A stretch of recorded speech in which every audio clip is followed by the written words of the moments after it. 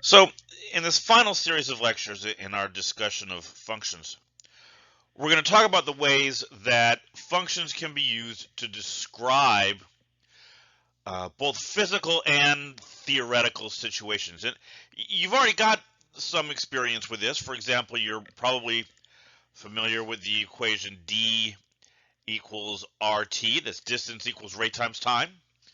That's a function. It's a function of two variables, r and t, that describes a real world situation. That it describes the distance traveled by an object moving at a certain rate for a certain amount of time. And these kinds of functions are what we refer to as mathematical models. Okay, so we have kind of a theoretical example here at this point. We have a rectangle that's inscribed inside the graph of this function, where one side is on the x-axis. So it's going to have one side on the x-axis, and it's going to go up until the top two vertices touch the graph. And I want to find a function for the area of this thing in terms of x. Well, the first thing we need to do is figure out what exactly this graph looks like, right? And I can do that using kind of that method of transformations that we've talked about previously. I'm going to start with y equals x squared. That's just kind of your basic parabola. Then I'm going to do, I'm going to add in that minus sign, right? Remember, that's going to reflect this across the y-axis. So now it looks like this. And then I'm going to do the plus 7. That's going to take this graph and it's going to shift it up 7 units. So it's going to end up here looking something like this. Okay, now my artistic skills are pretty dubious. That actually isn't a bad graph, isn't a bad sketch. But on this next slide here, I have a much cleaner version of the graph, right? It opens down, vertex is up at 0,7. And this is going to be cleaner for us to work with. So now what I want to do is I want to inscribe a rectangle in here so that one side is on the x-axis and the other two vertices are going to touch the graph. All right, so it's going to look something like this. That's the area that I'm looking to find. All right, well, let's say this distance down here is x. And that means this distance over here also has to be x.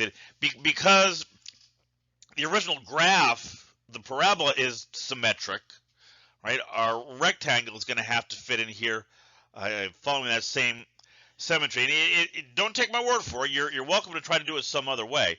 But if you put this left-hand endpoint anywhere but x, it's going to end up going up a different height. And when you try to connect here, you're going to get a trapezoid instead of a rectangle. Okay, so we want the area, right? Well, we know the area of a rectangle. The area of a rectangle is the base times the height, right? And I can see here that the base is 2x.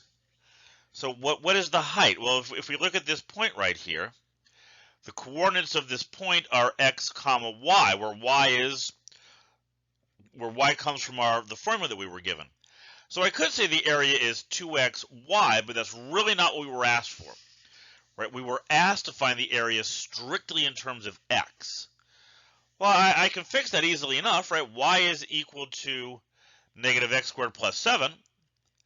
So if I replace y with minus x squared plus 7, that does what I need, right? Now I have the formula just in terms of x. Right, so let's take this a little further. Let's simplify this right-hand side.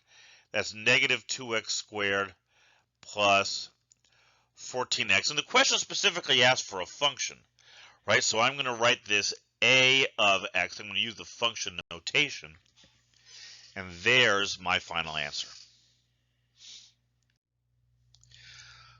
All right, so I've got a similar question here. We have a rectangle inscribed inside the same graph, so you can see I've got that drawn here. And what I want to do now is I want to find a function for the volume of the shape that I get from taking this rectangle and rotating it around the y-axis. All right, I'm going to use a very similar approach here, right? The volume of a cylinder is pi r squared, that's the area of the base, times the height. Well, again, I know the height, right? The coordinates of this point are x comma y, and y is negative x squared plus 7, so that must be the height of my cylinder. So my formula becomes pi r squared. Excuse me. Let's take that r out. We don't want an r here. What is the radius of the base? Well, it's this distance from the center out to the edge, and that distance is x. So I'm going to put x in there for r, and minus x squared plus 7 for the height, and that gives me my answer. Right? Although we'll simplify a little. Let's say v of x, because we were asked for a function, equals negative pi x to the fourth plus 7 pi x squared. And there's my function.